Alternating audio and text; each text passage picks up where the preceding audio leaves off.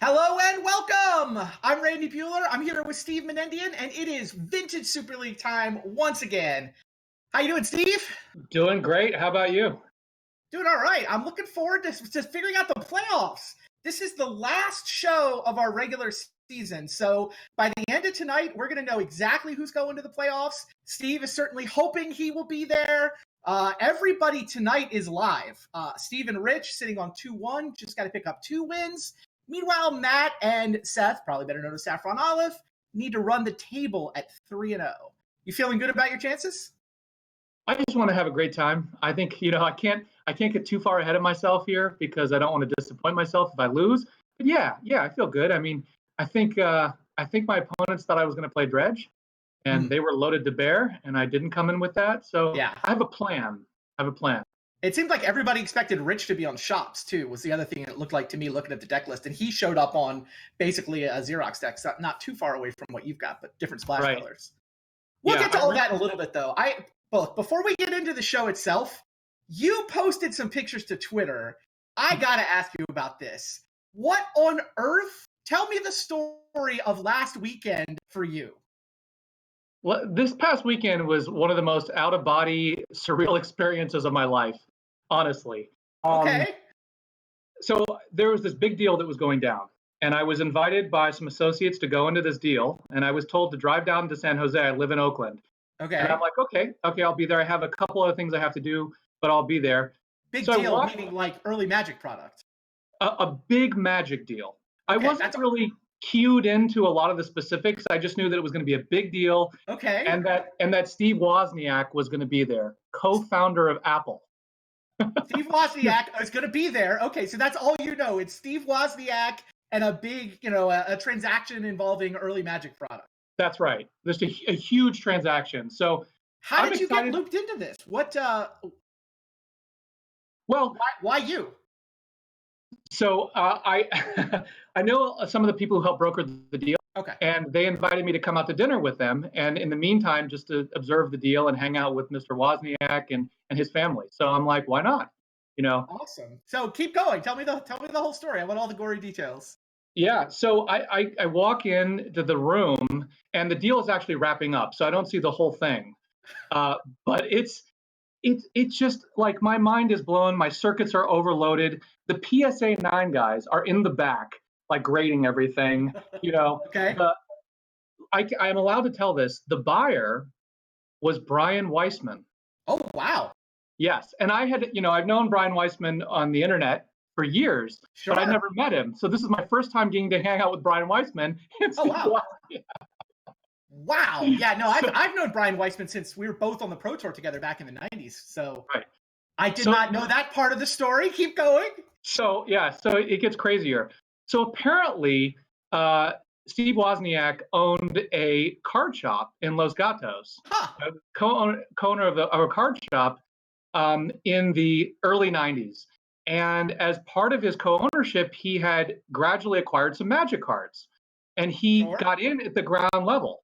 So he had a box of beta boosters, a box of beta starters. Randy, maybe you should explain the difference between a starter and a booster. Sure. I mean, the starters was back in the day. It used to be for like a sealed deck tournament. You would get a starter deck because it was the equivalent of like a couple of boosters worth of cards, but then also a bunch of lands. And so that's how you would get started playing Magic. You had to have lands. So this, in theory, was the thing. And originally, you could start your whole collection with. Yeah, there you go. A couple of those are starter decks from Ice Age. I mean, eventually the name got changed to tournament packs. But yeah, it's like 3 boosters plus a bunch of land was the idea. And then that used to be what sealed deck tournaments were played out of. Right. So beta starters and beta boosters, display boxes. He didn't just have a beta starter or a beta booster. He had a sealed box of beta starters. 10 boxes of them in there sealed, and it had a little green sticker on it that said beta. And then he had the same thing, an unlimited box of starters, of unlimited starters. And then he had a sealed box of Arabian Nights, a sealed box of the Dark, a sealed box of Antiquities, and a sealed box of Legends. There's the picture. All right, that's awesome. And in the picture on the left, I'm holding the beta starter box there. And I mean, this is nostalgia. It's It's aesthetic. It's beautiful to see it sealed. I'm like flipping these boxes over, looking at everything. Now, of course, so that's not even the end of the deal. He also had a set of unlimited and a set of beta there as well. Sure.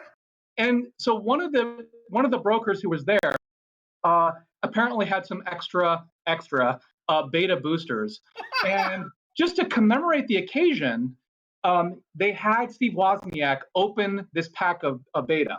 Jeez. And Brian Weissman is standing right there. And by the way, Steve Wozniak is like incredibly gregarious, incredibly nice. His wife was there. Awesome. So he opens this pack and he starts trying to get to the rare, and everyone stops him because you want the drama, right? But you could tell that the rare was an artifact. Oh my God! Okay. So they're pulling the cards off, and they get to the rare, and in front of Brian Weissman, it is JMD Tome. Oh, nice. So they have Steve sign every card. So he writes Woz on every card in the pack, and nice. PSA immediately takes the cards, puts them in the sealed stuff and so on. And so that's going to be forever known as the Woz pack. Wow. And then they also had Steve sign a ton of other stuff. He signed, Brian and I also signed some empty starter boxes, an empty starter case, and then we went and played bocce ball with his son. And some folks, engineers at Netflix. It was just bizarre and fun and wild. And awesome. Yeah. Wow, what a cool story. I don't know. If I'm Brian Weissman, I think that beta JMD with the Woz signature might be in an old school deck. An old school deck? The deck, perhaps? Yeah. Wow. Cool story. And yeah, thanks for sharing the pictures. I saw those on Twitter, and I had to hear the whole details. There are a number of people who are videotaping the whole thing, so the videos will be up at some point, I've been told, on various channels. It won't be hard to find. Wow. So. Awesome. Yeah, well, that's vintage. The community around the game has always been the thing that keeps drawing us all back to it. And yeah, I love hearing stories like that. But we got a show for tonight. We should go ahead. Oh, it's just amazing to think that the co-founder of Apple enjoyed Magic back at the beginning of the game, It doesn't seem surprising somehow. Not at all. It's like, Steve Wozniak would just have those in his garage, right? You always imagine that someone's got those couple of boxes in the garage for 25, 26 years now. I didn't picture it specifically as Steve Wozniak, right. But it works. It totally works. And I've met presidents before, shaking hands, but I don't think I've ever met a legendarily historical figure like a Galileo type, like a Thomas Edison. And I was just amazing. Awesome. Well, that's awesome. We've got some vintage to play tonight. We'll shift gears back. Our first match is going to be, it's Rich Shea and Matt Sperling, right? They're first up? Yeah, Shea and Sperling. Now, do you have a read on the group tonight? I know that there's 2-2-1s and 2-1-2s, so the records give you a lot of the context and the narrative. But deck-wise, what are you looking forward to learning about these decks as you watch Rich and Matt battle? Well, so that to get really granular, Rich does not have very many basics that aren't blue. So the Blood Moon deck could really put Rich in a tough spot. Okay. He has 2 islands, but he doesn't have a basic forest, or he doesn't really need a mountain, I guess. So he'll be able to. The question really is in that match is going to be, can Seth land a Blood Moon before Rich can find an island? That's going to be. That'll come up later. The first match is Sperling. Yeah. You're the one who's got to take the first shot at Seth and his free win red deck Blood Moons and all. Well, so Sperling really threw everyone for a loop tonight, right? I mean, he decided to play Oath, but not a conventional Oath. Right. He's playing, I guess we'll call it the non-misstep or anti-misstep Oath. Right, where are all the one-drops? Where are the Ponders and Preordains and mental missteps? And Soul Ring, exactly. Yeah. He has literally 3 1-casting cost spells in his whole 75. He's got an Ancestral Recall, a Brainstorm, and a Pyroblast in the sideboard. Yeah, we're not going to count Flusterstorm because you obviously can't misstep your way out of a Flusterstorm. Right. Yeah, it's only 1 Pyroblast too. Wow. Right. He has just taken a gambit here to beat mental missteps, and you know what? You and Rich both showed up with missteps in your lists. We did. Now, it's interesting. So he's got Chrome Mox as an additional accelerant. So he can play the Chrome Mox and then try and accelerate out the Oath, which I think gives him a nice little boost in terms of consistency with respect to turn one oath. Now, he may have been gambling on the fact that, or betting on the fact that Rich was going to play shops, because he's loaded with 3 main deck ancient garage, 4 DAC. That is a lot of DAC. This is a man who loves his DAC Fadens, though. I mean, I'm not surprised at all to see 4 DAC Fadens here. I think it's good, even in the blue matchups, just to, dig to your stuff, find your treasure cruise, your dig through time, enable them. I don't mind. And you draw extra DACs. You can never really draw extra DACs because they pitch to force a will and they discard to the first one. So the ancient grudges are the more metagamey all in this deck list, I think. And the card disadvantage from Chrome Mox can easily be offset if he can resolve and protect the Oath of Druids. Because then it doesn't matter what he's spent getting it down, right? If he can go turn 2, Oath plus protection with Flusterstorm, forcing it through, doesn't matter. Like, if he has 2 cards left in his hand, he's going to have 14 by the end of the next turn or the turn after. So. Yeah, I've really enjoyed this phase of Matt Sperling's Magic career. I mean, for a long time, he was one of the dedicated pros, right? He was flying around the world. He was chasing pro points. He's got multiple Pro Tour top 8s on his resume. But, I mean, he's sort of taken a step back from competitive Magic, and it means that he's taken his brain and pointed it at Vintage in particular. Like, his top 8 at Eternal Weekend was with, I loved his list for, the Xerox deck, basically, but his version with the Green Splash and the Ancient Grudges just, I thought, was the best version of that deck. And now here he is again, innovating with Chrome Boxes and no misstep targets in an Oath of Druid shell. I'm very interested to see Matt's. I mean, look, Saffron Olive has a sweet deck, but at some level, it's just the Vintage version of Free Win Red. Like, Matt's the one who's actually innovating here, I think. No, his adjustments, he takes concepts, he figures out what's important, and then he really focuses on that and hones in on it. And I think it's brilliant. I really think his innovations in Eternal Weekend were brilliant. I think this is real. What he's doing is brilliant. Now, I think he may not be happy with how the deck selection arrayed up against him, but conceptually and from a deck construction perspective, it's really, there's definitely a bit of genius here. Yeah, one of the reasons to play Oath is because you have a good matchup against Shops. You only need to resolve a single 2-mana spell. He didn't get any Shops pairings, but that doesn't stop me from admiring his willingness to ignore received wisdom, right? To question, well, of course you do this thing. You have to build it this way. And he's like, really? I don't have to. It also puts Rich and I in an interesting spot. Because we're loaded to bear with missteps. Now, traditionally against Shops, you take out the missteps. Yeah. What do you do as the blue player against a deck that has 3 missteps? So we'll find out.